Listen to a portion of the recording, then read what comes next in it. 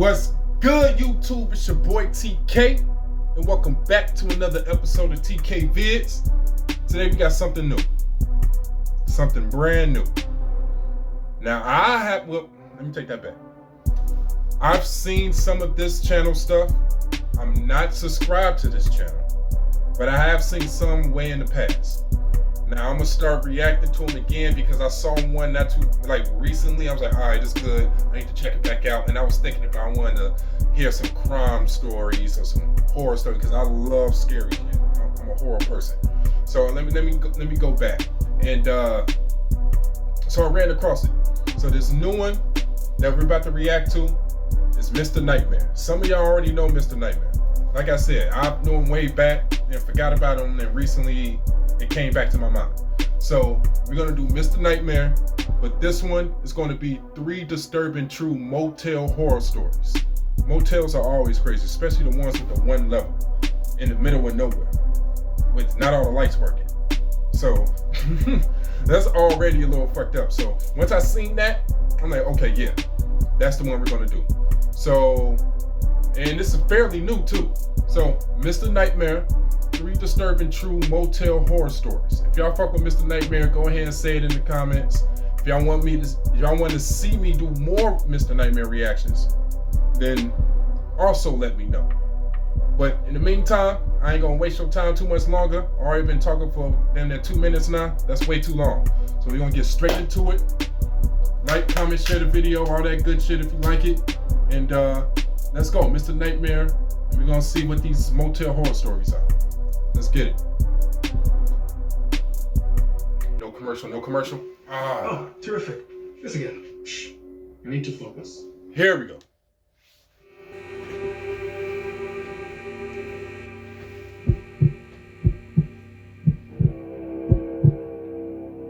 During a road trip, I was passing through Ohio. It was around that time I was starting to get sleepy behind the wheel, so I stopped in this small town called Xenia. I looked for a hotel or motel and found this place called Xenia Country Inn. It looked a little run down, but so did this whole town if I'm being honest. Plus, all I needed was a night's sleep. Nothing fancy, so I parked in the lot and went to the little front office, which was in the front corner of one of the 2 buildings to the motel. There was an old man sitting there reading the paper. It was hot in there, and there was a loud buzzing sound from his tabletop fan. I asked for a room, and the man finally looked up from his paper without greeting me and said 65. I assumed he meant $65 for the room, so I handed him my credit card. I asked if it's possible to get a corner room, and he simply said no. The customer service here was clearly not something included in the price. The man handed me this old-fashioned key on an otherwise blank key ring. They still didn't use key cards at this place. I walked across the parking lot to my room. The door was actually hard to unlock. I had to shimmy the key a little just to get it to finally turn. Before walking in, I looked around the lot, and there were only 2 other cars in the parking lot. It was a ghost town. I stepped into the room, and it smelled like a mix of cotton and vomit. I wondered if I should go back and ask for a different room, but I realized by the look of this place, all the rooms probably smelt. The room was small and had a blue, dirty, worn-out looking carpet, a couch, a small coffee table, and a bed. That is so typical motels. And fellas, you know, when you got that a little situation going on, and y'all need a place to go to. This is before you probably got your own spot, but you had some money to get a motel or a hotel room. No, you didn't have hotel money, so you had to get the motel.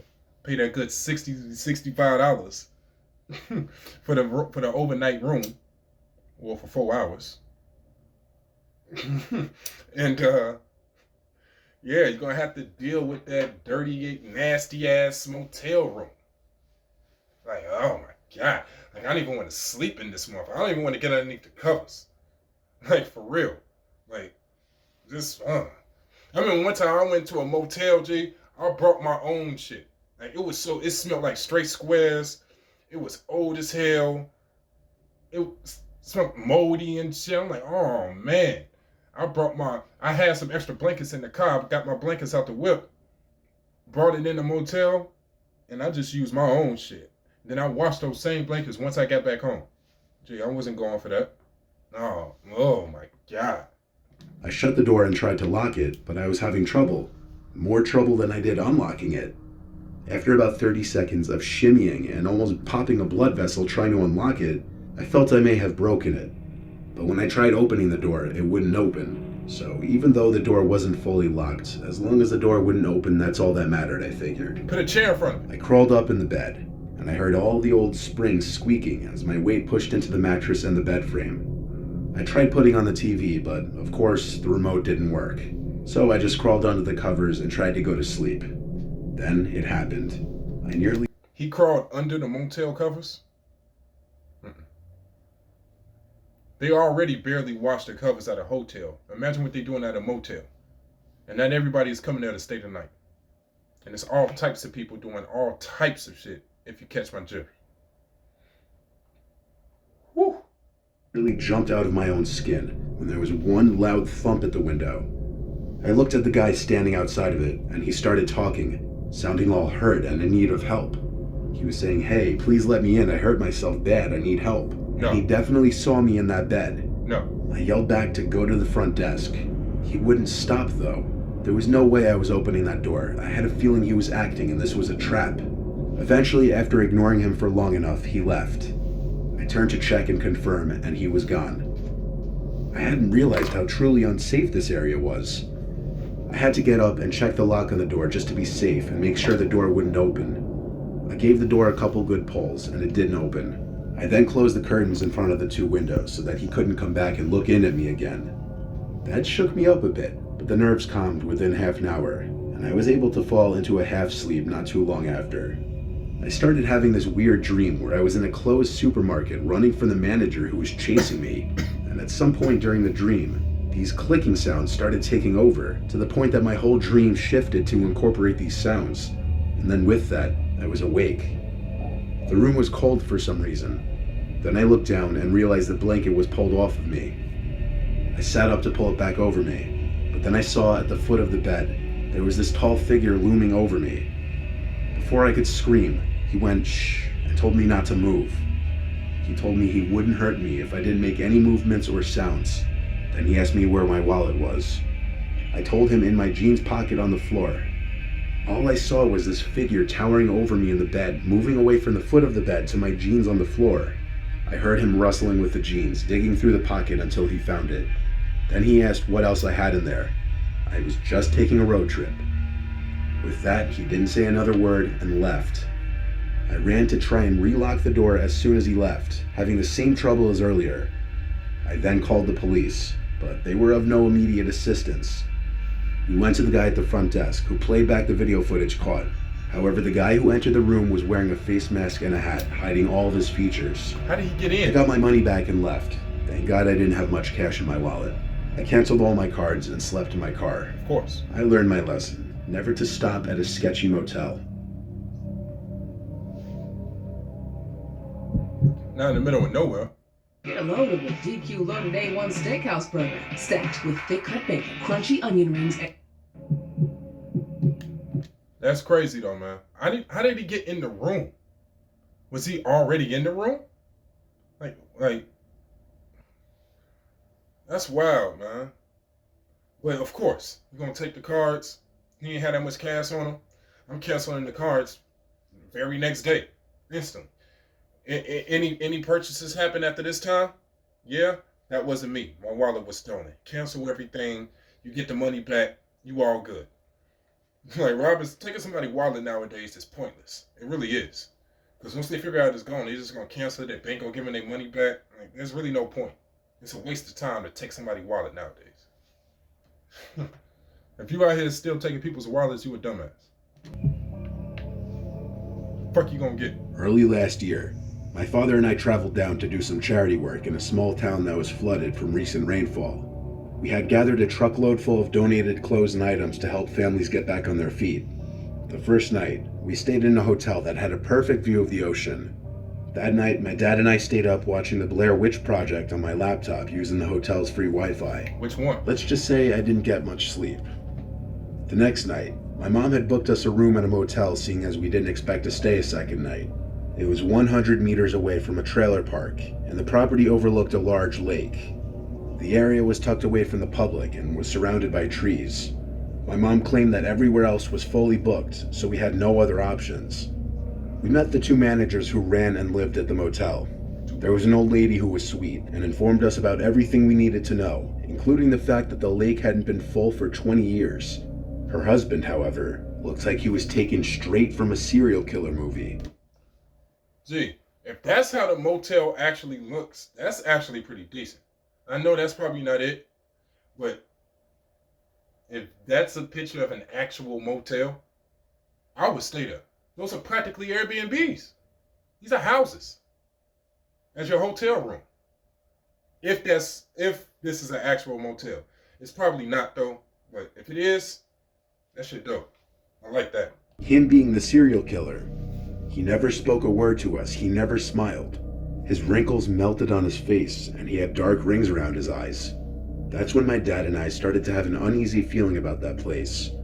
The rest of the day went by in a blur, so my dad and I went out for pizza and a movie afterward to avoid going back to that place as much as possible. Once we arrived back at the motel, it was around 8 p.m. and it was completely dark. As we went to the back of the truck to get our luggage, we found a bag of children's clothes hidden underneath a spare tire. We began to walk the bag over to the trailer park, thinking that a family may get good use out of it, when I felt the sudden urge to go back to the motel, seeing as we watched a scary movie last night coincidentally about teenagers encountering a witch in the woods. We went to the front desk with the bag and asked the creepy old manager if we could leave it with him to donate to the trailer park, seeing as they were neighbors and we had to leave early in the morning to go back home. Now that last picture makes His eyes widened and he shook his head while saying, "No, there's no way in hell, I refuse to go there." Then he walked off. Dad and I just looked at each other, saying with our eyes, "What the hell just happened?" We then decided to drop it off in the charity bin back home. We went to sleep once we had all our showers, which was about an hour or so later. I specifically remember waking up at 2:17 a.m. because of Dad's snoring. I stayed up reading a book on my phone, That is my specific. body faced towards the door. I also remember hearing cars speeding up and down the driveway that night. I let the thought slide, thinking it was just some guys goofing off. That assumption later vanished after I noticed a bright blue light appear through the cracks on the top and bottom part of the door, and silent whispers coming from the other side that I was unable to decipher. I was too scared to even move. I was frozen in the spot. My heart was beating in my throat and my hands were shaking, and I mean literally shaking. I heard the door handle begin to rattle, and that's when I knew that this wasn't going to end well. The light then disappeared, followed by complete and utter silence. I was still frozen in that spot for another 3 minutes, which felt like hours, before I woke up to my dad and told him everything that had happened. He then laughed and explained to me that earlier in the night he couldn't sleep due to hearing scratches in the walls right beside our bed. I was confused and didn't believe him until he put his finger to his lips while saying, "Shh, do you hear that?" Everything went silent until I heard brief scratches coming from our bed frame.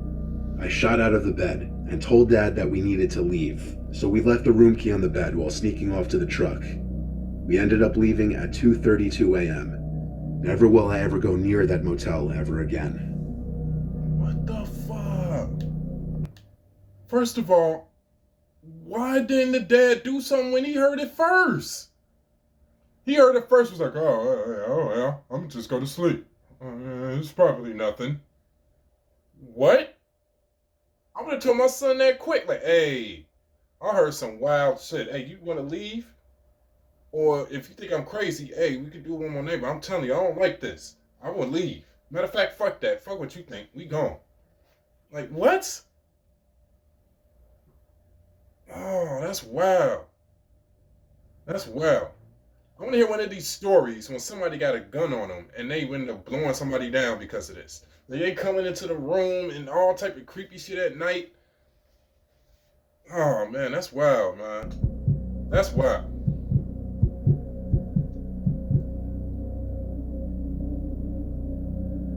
Long story short, my ex-girlfriend and I had a pretty explosive relationship and we didn't get along very often. We were on this weekend trip in the mountains just to go sightseeing and hiking because we thought it would be good for us. But shit hit the fan in the hotel room on the second night, and basically I couldn't sleep in the same room as her. Instead of getting another hotel room for myself for like $150, I drove literally down the road to a motel and stopped there to stay for a fraction of the price. My logic was if I left for the night and gave her time to cool off, maybe things would be better by morning. I got a room for, I'm not lying, $50 for the night. When I was walking towards my room, the room next door was wide open. As I passed, I looked inside, and it was lit up by the blue glow of the TV screen. Though from the angle I was at, I could not see what was on the screen. I didn't see anyone inside, but then again, I didn't stop to look like a weirdo. This probably be my last time pausing it unless some real wild shit happened. But why do this shit say do not back in? I know how I edit, you probably not gonna see it because I don't screen record this shit. But this should say on the parking lot. You're in the parking lot and it says do not back in. Why the fuck can't I back in my car? What's up with that? What if I want to back in because I want to pull out real fast just in case something happens? You mean to tell me I can't back in? Why? What's the point? Wouldn't it be better for me to back in so I don't pull up and my bright ass headlights on? What if I pull up at night and I got my headlights on? Somebody sleep in the room and then my bright ass light come in and fuck up they sleep. Wouldn't it be better for me to back in instead? I mean, yeah, the tail lights would be bright too, but not bright as the headlights. I don't know. That's weird. Do not back in is weird. Like, what the fuck you gonna do? Tow my car? What, you gonna kick me out the room? Because I backed in? What? I proceeded to my room. It was a modest, normal-looking motel room for the price. Just a queen-size bed with a typical tacky floral bed cover, a TV, and a sofa. I wasn't really tired, so I just laid with the TV on and played games on my phone for a while. There was some weird noise from what I thought was coming from the TV, so I turned it off, but the noise persisted. It wasn't the TV. So I got up and listened, and realized it was coming from the room next door. I couldn't tell if it was a fighting couple, if it was the TV from next door, or if it was the sound of someone dying. It was just incredibly muffled. At this point, I had nothing else to do but to try and go to sleep. But then there was a banging on the wall separating the two rooms. I got up and went closer to the wall, and it happened again. It was without a doubt someone on the other side pounding on it with their fist. Why were they doing this? I can't say I wasn't a little freaked out, but I had to just be a man and confront them. I went over next door.